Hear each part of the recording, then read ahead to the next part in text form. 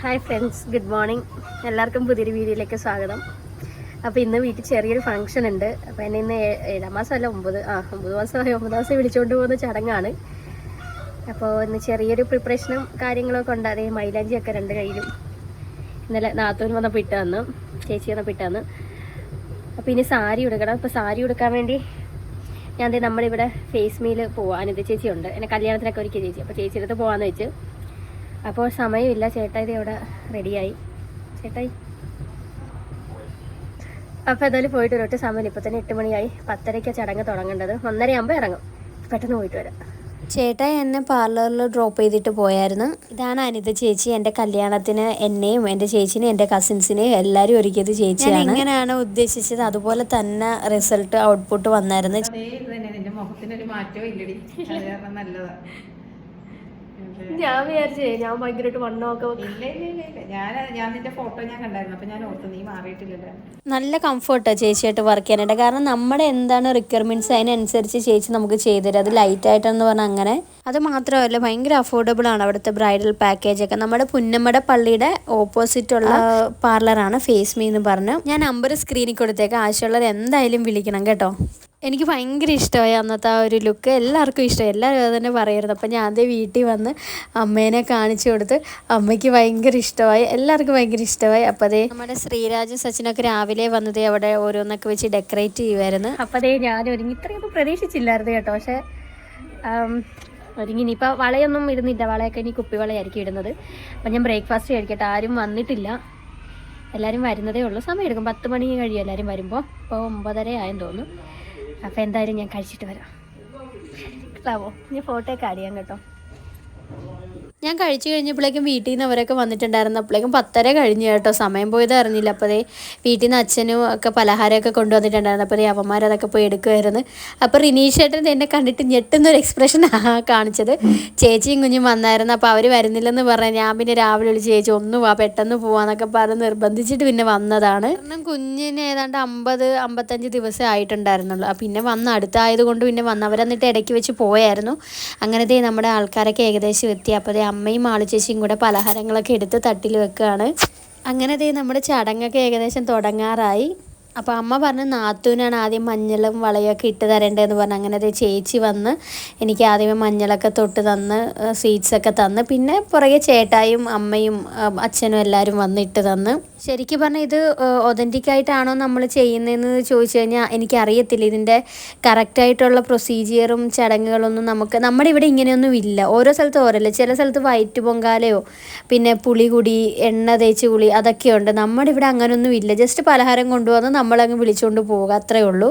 പക്ഷേ എനിക്കിങ്ങനെ ചെയ്യണമെന്ന് എന്തോ ഭയങ്കര ആഗ്രഹമായിരുന്നു. എൻ്റെ അമ്മയുടെ വീട് പാലക്കാട്. അപ്പോൾ അവിടെ ഇങ്ങനെ ഞാൻ കണ്ടിട്ടുണ്ട് എല്ലാവരും ഇങ്ങനെ നിറയെ വളയൊക്കെ ഇട്ട് നടക്കുന്നത്. അപ്പോൾ നമുക്ക് എപ്പോഴും ഭയങ്കര ആഗ്രഹമല്ലേ ഇങ്ങനെ ഓരോന്നൊക്കെ കാണുമ്പോൾ. അപ്പോൾ ഞാനിങ്ങനെ പണ്ട് ചേട്ടായിനോട് പറഞ്ഞിട്ടുണ്ട്. അപ്പോൾ ചേട്ടായി പറഞ്ഞാൽ നമുക്കെന്താ നമ്മുടേതായ രീതി നമുക്ക് ചെയ്യാമെന്നും പറഞ്ഞ് അങ്ങനെ ചെയ്ത്. അപ്പോൾ അതേ അമ്മ എനിക്ക് മഞ്ഞളൊക്കെ തൊട്ടുന്നപ്പോൾ ചെറുതായിട്ടൊന്ന് ഇമോഷണൽ ആയായിരുന്നു. അങ്ങനെ അതേ ചെയ്ത് ചേട്ടായിയുടെ അച്ഛൻ. അപ്പോൾ അതേ ശാലു ചേച്ചി ആ സമയത്ത് വരാൻ പറ്റില്ല. അപ്പോൾ വന്നപ്പോഴത്തേനും ഞങ്ങൾ റൂമിൽ വെച്ച് ചെറുതായിട്ടൊരു ഫോട്ടോ സെഷൻ പോലെ ഇങ്ങനെ ചെയ്തതാണ്.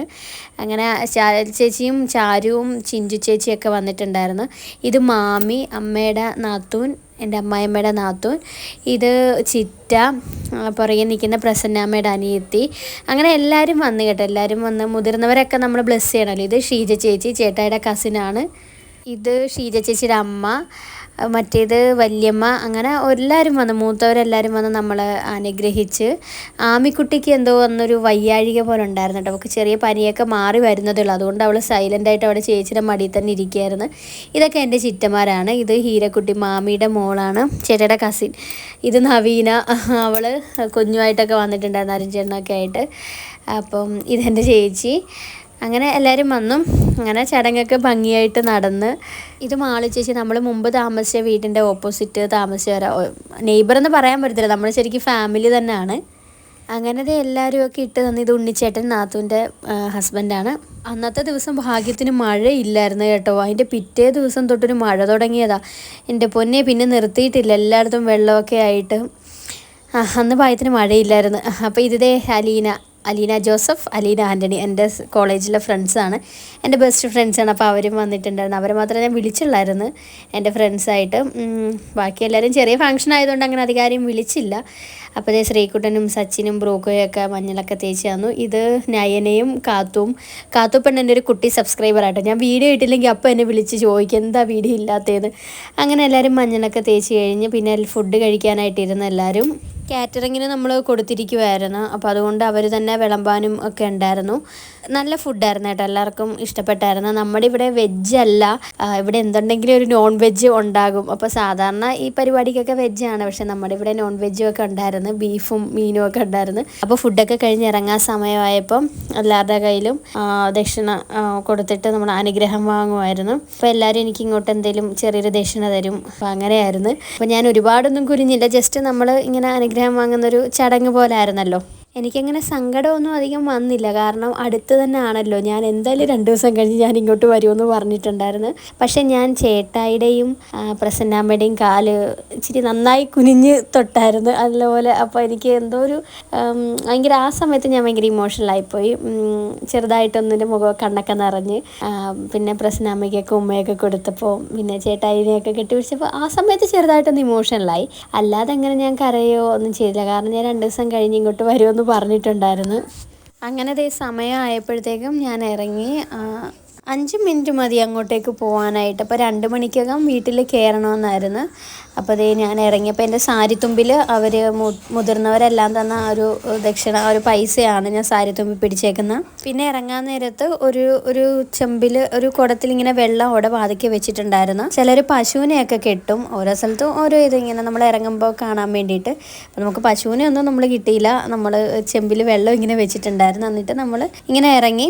അപ്പോൾ അതേ ആമിക്ക് എന്തോ വയ്യാത്ത, എനിക്കാണെങ്കിൽ അവളെ കണ്ടിട്ടും എന്തോ സങ്കടം പോലെ ഉണ്ടായിരുന്നു. അപ്പോൾ അവളോടൊക്കെ ടാറ്റ പറഞ്ഞ്, എല്ലാവരോടും ടാറ്റ പറഞ്ഞ് ഞങ്ങൾ പയ്യെ ഇറങ്ങി. പിന്നെ ബന്ധുക്കാർ എല്ലാവരും നടന്ന് വീട്ടിലോട്ട് വന്നിട്ടുണ്ടായിരുന്നു, നടക്കാവുന്ന ദൂരം ഉണ്ടായിരുന്നുള്ളൂ. അപ്പോൾ അതേ ഞാൻ വീട്ടിൽ എത്തി കുറച്ച് നേരം ഒരു 5 മിനിറ്റ് കാറിലിരുന്നായിരുന്നു. അങ്ങനെ അമ്മ ആരതിയൊക്കെ എടുത്ത് കയറ്റുകയാണ്. ഞാൻ ചെരുപ്പ് പോലും ഇടാതെ അവിടെ നിന്ന് വന്ന, പിന്നെ അടുത്തായതോടെ നമുക്ക് എപ്പോൾ വേണമെങ്കിലും പോവാമല്ലോ. ഫോണൊക്കെ ചാരുവിൻ്റെ കയ്യിലായിരുന്നു, ചാരു പുറകെ വരുന്നുണ്ടായിരുന്നു.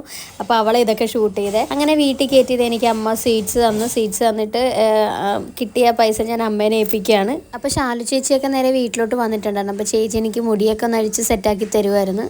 അങ്ങോട്ടും ഇങ്ങോട്ടും ഫോട്ടോഷൂട്ടിനൊക്കെ നടന്ന് ആകെ ഒന്ന് ടയേർഡായിരുന്നു. അപ്പോൾ എല്ലാവരും പോയിട്ടൊന്ന് മേലെ എഴുകാമെന്ന് വെച്ച് അങ്ങനത്തെ മുടിയൊക്കെ അഴിച്ച് ഞാനെല്ലാം സെറ്റാക്കി. അപ്പോഴേക്കും ചേച്ചി പോകാനൊരുങ്ങി. അപ്പോൾ റിനീഷ് ചേട്ടൻ ചക്ക കൊണ്ടുവന്നിട്ടുണ്ടായിരുന്നു. അപ്പോൾ കുറച്ച് ചേച്ചിക്കും കൊടുത്തു വിട്ട്. പിന്നെ അവിടെ ഏതൊക്കെ ആട്ടുചെടിയൊക്കെ നിൽപ്പുണ്ടായിരുന്നു, അതുമൊക്കെ പറിച്ച് പോയി. ഇന്ന് ചാരുട്ടിയുടെ ബർത്ത്ഡേ ആയിരുന്നു കേട്ടോ, അന്ന് മെയ് 19 തന്നെ. അപ്പോൾ അങ്ങനെ അത് കഴിഞ്ഞ് കുറച്ച് കഴിഞ്ഞപ്പോൾ ചേട്ടായി നമുക്ക് അവിടെ നിന്ന് ഇങ്ങനെ പലഹാരം കൊണ്ടുവരണമല്ലോ, അങ്ങനെ ഒരു ചടങ്ങുണ്ട്. അപ്പോൾ അങ്ങനെ ചേട്ടായി കുറച്ച് പലഹാരമൊക്കെ കൊണ്ടുവന്ന് നമ്മൾ എന്നിട്ട് അത് ഇവിടെ ഉള്ള കുറച്ച് പേർക്ക് നമ്മളത് കൊടുക്കും. അപ്പോൾ നമുക്ക് 9 കൂട്ടം പലഹാരമായിരുന്നു ഇവരെ അങ്ങോട്ട് കൊണ്ടുവന്നത്. ലഡു, ജിലേബി, പേട, മിച്ചർ, അച്ചപ്പം, കുഴലപ്പം, അലുവ, പിന്നെ ഏത്തക്കൊല ഉൾപ്പെടെ 9 കൂട്ടം പലഹാരം. അപ്പോൾ അമ്മ അതൊക്കെ എടുത്ത് ഇങ്ങനെ ഭാഗിച്ച് ഓരോരുത്തർക്ക് കൊടുക്കാൻ വേണ്ടിയിട്ട് മാറ്റി വെക്കുമായിരുന്നു. അപ്പോൾ അത് കഴിഞ്ഞപ്പോൾ റിനി ചേച്ചിയൊക്കെ വന്നായിരുന്നു. ഇത് ചേട്ടായുടെ കൂട്ടുകാരിയാണ് റിനി ചേച്ചി, ഹസ്ബൻഡും മക്കളും. ഇവർക്ക് ഫംഗ്ഷന് വരാൻ പറ്റിയില്ലായിരുന്നു, ഒരു കല്യാണം ഉണ്ടായിരുന്നു. അപ്പോൾ അവർ നേരെ എന്നെ കാണാൻ വീട്ടിലോട്ട് വന്നതായിരുന്നു. നല്ല ചേച്ചി കേട്ടോ, ഞാനുമായിട്ട് നല്ല കൂട്ടാണ്. അപ്പോൾ അങ്ങനെ അവർ കുറച്ച് നേരം ഇരുന്നിട്ട് അവർ പോയി. അത് കഴിഞ്ഞപ്പോഴത്തേനും ഞാൻ കൊച്ചിൻ്റെ കൂടെ കുറച്ച് നേരം ഇരുന്ന്. എല്ലാവരും പോയപ്പോൾ എന്തോ പോലത്തെ സങ്കടം. അങ്ങനെ അവനെ വളയൊക്കെ കിലുക്കി കാണിച്ച് ഞാനും അവനും കൂടെ കുറച്ച് നേരം കളിച്ച്. അത് കഴിഞ്ഞപ്പോൾ അപ്പുറം കുഞ്ഞാറ്റ് വന്നപ്പോൾ പിന്നെ കുഞ്ഞാറ്റയ്ക്ക് മൈലാഞ്ചി ഇടണമെന്നും പറഞ്ഞ് കുഞ്ഞാറ്റയ്ക്ക് മൈലാഞ്ചിയൊക്കെ ഇട്ട് കൊടുക്കുമായിരുന്നു. പിന്നെ രാത്രിയിലത്തെ ഫുഡ് കഴിച്ചിട്ട് കിടന്നായിരുന്നു കേട്ടോ. അത് കഴിഞ്ഞ് വീഡിയോ ഒന്നും എടുക്കാൻ പറ്റിയില്ല, ആകെ കാല് വേദനയൊക്കെ ആയിരുന്നു. അപ്പോൾ ഞാൻ കുറച്ച് ഫോട്ടോസ് ആഡ് ചെയ്യാമെന്ന് വെച്ച് ഞങ്ങളന്ന് കുറച്ച് ഫോട്ടോസ് എടുത്തായിരുന്നു. സനു എടുത്തു തന്നെ നല്ല കിടിലം ഫോട്ടോസ് ആയിരുന്നു എല്ലാം. അപ്പോൾ ഞാനിൻ്റെ ഒരു റീൽസൊക്കെ ഇടുന്നുണ്ട്, എല്ലാവരും ഒന്ന് കാണണേ. അപ്പോൾ ഇന്നത്തെ വീഡിയോ ഇത്രയേ ഉള്ളൂ. പിന്നെ എല്ലാവരുടെയും പ്രാർത്ഥനയും അനുഗ്രഹവും ഞങ്ങളുടെ കൂടെ ഉണ്ടാവണം. ഈ ചടങ്ങിൽ എന്തെങ്കിലും മിസ്റ്റേക്സോ കാര്യങ്ങളോ അങ്ങനെ എന്തെങ്കിലും ഉണ്ടെങ്കിൽ എല്ലാവരും ഒന്ന് കമൻറ്റ് ചെയ്യണം കേട്ടോ. നമ്മുടെ ഇവിടെ അങ്ങനെ ഇല്ലാത്തതുകൊണ്ടാണ് നമുക്കധികം പരിചയമില്ലാത്തത്. എൻ്റെ ഒരു ആഗ്രഹത്തിൻ്റെ പുറത്ത് ചെയ്തതാണ്. അപ്പോൾ എൻ്റെ ആഗ്രഹത്തിനൊപ്പം നിന്ന് എൻ്റെ സ്വന്തം കെട്ടിയവനും എൻ്റെ വീട്ടുകാർക്കും ഒരുപാട് താങ്ക്സ്. ഞാനും ചേട്ടായും കുറേ നാളായിട്ടുള്ള പ്ലാനൊക്കെ ആയിരുന്നു. അപ്പോൾ നമ്മൾ വിചാരിച്ചതിലും ഭംഗിയായിട്ട് കാര്യങ്ങളെല്ലാം നടന്നു. അന്ന് മഴ ഇല്ലാതിരുന്നതാണ് ഏറ്റവും വലിയ ഭാഗ്യം. കാരണം മഴ പെയ്തിരുന്നെങ്കിൽ മൊത്തത്തിൽ ഇതുപോലൊന്നും വരത്തില്ലായിരുന്നു, മൊത്തത്തിൽ കുളവായനെ. കാരണം നമ്മുടെ അവിടെ വെള്ളം പെട്ടെന്ന് നിൽക്കുന്നതാ, അതുമല്ല ചെളിയുമൊക്കെ ആകെ ഒരു ഇതായനെ. അപ്പോൾ അന്ന് ഭാഗ്യത്തിന് മഴയേ ഇല്ലായിരുന്നു. പിന്നെ പിറ്റേ ദിവസം തുടങ്ങിയ ഒരു മഴയുമാണ്. അപ്പോൾ അത്രയേ ഉള്ളൂ ഇന്നത്തെ വീഡിയോ. എല്ലാവർക്കും ഇഷ്ടപ്പെട്ടെങ്കിൽ ചാനൽ സബ്സ്ക്രൈബ് ചെയ്യാൻ മറക്കരുത്. അടുത്തൊരു വീഡിയോ ആയിട്ടാണ്. താങ്ക്